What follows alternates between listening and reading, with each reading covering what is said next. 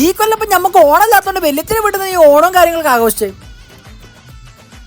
രാവിലെ തന്നെ അമ്പലത്തിൽ പോകാൻ വെല്ലിച്ചിൻ്റെ അവിടെ എത്തിയപ്പോൾ പൂടുണ്ട്. അപ്പോൾ ആ പൂടുന്നതിൽ നമ്മളൊരു പങ്കാളിയായി. പിന്നെ നേരെ അമ്പലത്തിലേക്കാണ് പോയി. അവിടെ തൊഴുതിറങ്ങി പിന്നെ അങ്ങോട്ട് പിന്നെ ചറപറ ഫോട്ടോ എടുക്കലും വീഡിയോ ഷോട്ടും കാര്യങ്ങളൊക്കെ ഇങ്ങനെ നടന്ന് പിന്നെ ഒരു 10-12 മണി വരെ അവിടെ തന്നെ അങ്ങ് സ്പെൻഡ് ചെയ്ത്.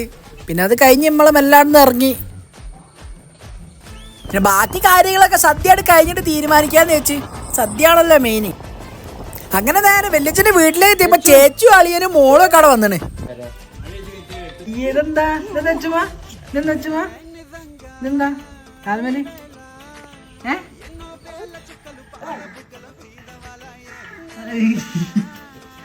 അങ്ങനെ പിന്നെ നേരെ സദ്യയിലേക്ക് കിടന്ന്. എത്ര വലിയ സദ്യ ആണെങ്കിൽ ഞമ്മക്ക് ചിക്കൻ പൊരിച്ചതോ മീൻ പൊരിച്ചതോ മസ്റ്റാണ്. അങ്ങനെ സദ്യയും കാര്യങ്ങളൊക്കെ കേമായി. പിന്നെ നല്ലൊരു ഉറക്കാട് പാസ്സാക്കാന്നേ ഉള്ളൂ. അപ്പം അത്രേ ഉള്ളൂ.